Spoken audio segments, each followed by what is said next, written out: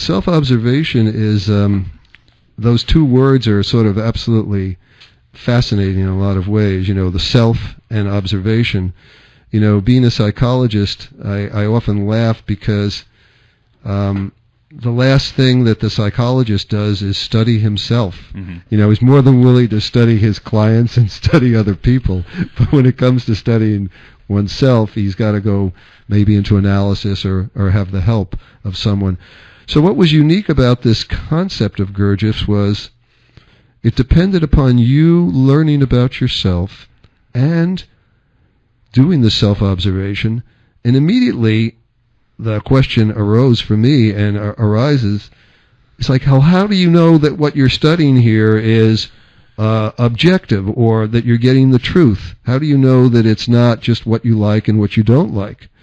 So one of the requirements of this self-observation is that it not involve like and dislike. And rather, it is closer, in English, the word would be witnessing or registering.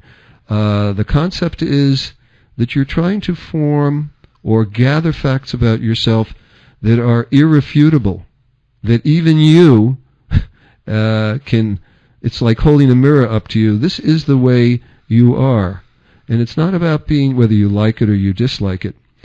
And so where we began and where Gurdjieff begins and where most real self-observation needs to begin is, in order to keep it objective, there are not a lot of things we can be objective about, because our head, our thoughts are either liking or disliking. Right now, I'm liking, disliking the room, or I'm liking and disliking that. I have thoughts and feelings about everything. So what the work starts out with at the beginning is what are called the manifestations of the body, and looking at what the body does.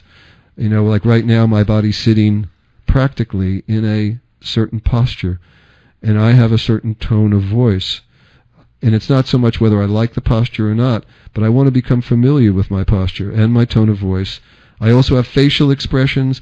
I have gestures. I might use my hands to describe something. So one begins with the body, sort of studying it, observing it.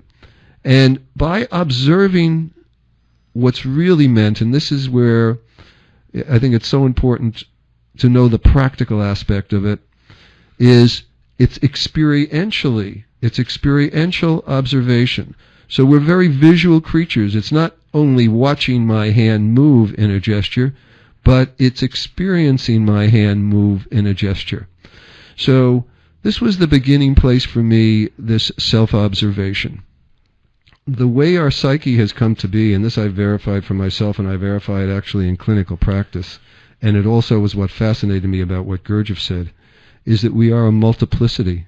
Even though there's one Russell here and a Rob and a Stewart, and we act like we are a single entity, the real reality is we have multiple eyes. We have parts that may or may not know each other. And so, because of that, the emphasis in self-observation is not on the content of what is observed, but rather on the fact that something in you is able to register and in a way stand somewhat apart and registers the fact of your actual existence in the moment. Right, you could say be present to. You could say be present to, and the fact of the matter is, this is not a foreign experience to us.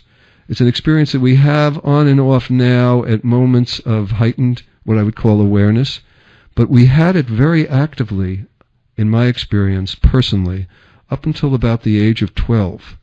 In other words, there was a part of me that was, regardless of what I did, whether it wasn't about liking or disliking, it was simply aware that I was doing this thing, whether it was stupid or intelligent, didn't make any difference.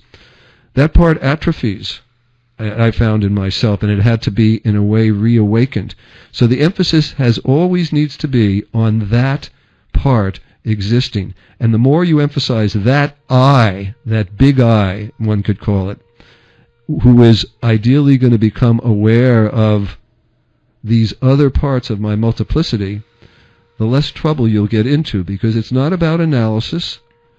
And in order to do that, what I found, is it's not such a simple thing to do. What I actually found I had to simultaneously develop was self-compassion, because the tendency when one really sees the truth about oneself is you cannot get away from this, I'd have to call it almost a Judeo-Christian, Muslim, inbuilt generational judge that's in all of us. That tendency is there whether we want it to be there or not.